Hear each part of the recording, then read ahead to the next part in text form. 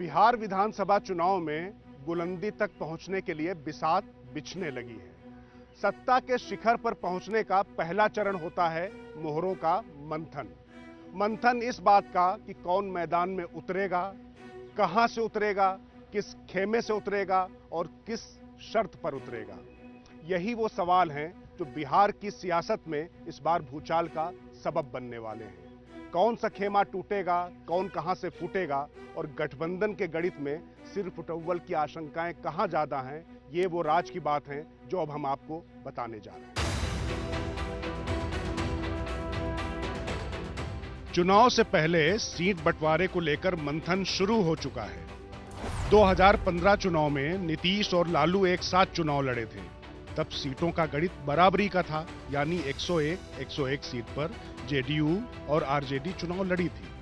वहीं बीजेपी ने 157 सीटों पर ताल ठोकी थी, जबकि रामविलास पासवान की पार्टी एलजेपी को बीजेपी ने 42 सीटें दी थीं, जिसमें महज 2 सीट ही एलजेपी जीत पाई थी। बस आंकड़ों के इसी खेल का असर 2020 के बिहार विधानसभा चुनाव में दिखने जा रहा है।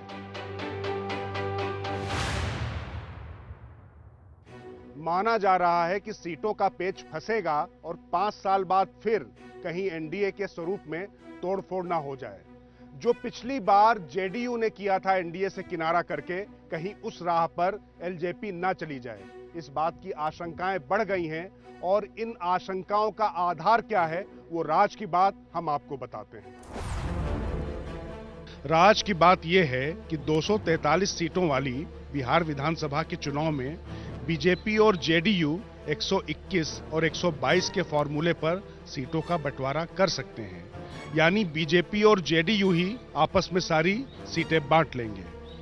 अब सवाल ये उठता है कि अगर सीटें बराबर बंटी तो फिर रामविलास पासवान की पार्टी एलजेपी और जीतन राम मांझी की पार्टी हिंदुस्तानी आवाम मोर्चा यानी कि हम पार्टी का क्या होगा?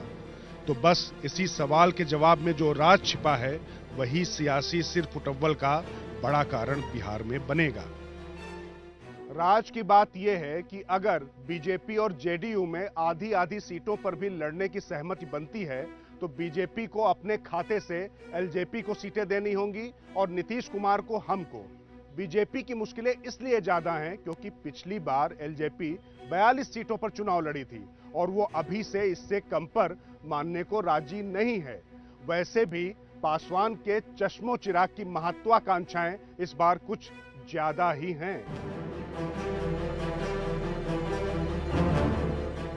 चिराग पासवान का मानना है कि उनके पिता रामविलास पासवान भी लालू और नीतीश की श्रेणी के वो नेता थे जिन्हें बिहार की सियासत में उचित स्थान नहीं मिला। इसका कारण वह मानते हैं कि पिता ने दिल्ली की सियासत की, लिहाजा लालू और नीतीश बिहार में जम गए। इसलिए चिराग बिहार में संगठन को मजबूत करना चाहते हैं, जिसके लिए ज्यादा सीटों पर चुनाव लड़ना जरूरी है। चिराग पासवान के जेडीयू के खिलाफ तल्खी भरे बयान ये बताते हैं कि इस बार गठबंधन बहुत आसान नहीं होगा। उस पर सीटें अगर कम मिली तो गठबंधन की डगर और ज्यादा डगमगाएगी। बीजेपी विनिंग रेट के हिसाब से एलजेपी को 2.5 सीटें देगी, इसमें संशय है, और अपना आधार मजबूत करने में लगी एलजेपी की सियासत को यह मुफीद बैठेगा नहीं। तो ऐसे में सवाल ये बड़ा होने लग गया है कि कहीं 2010 की तरह रामविलास पासवान एनडीए से अलग राह तो नहीं पकड़ लेंगे।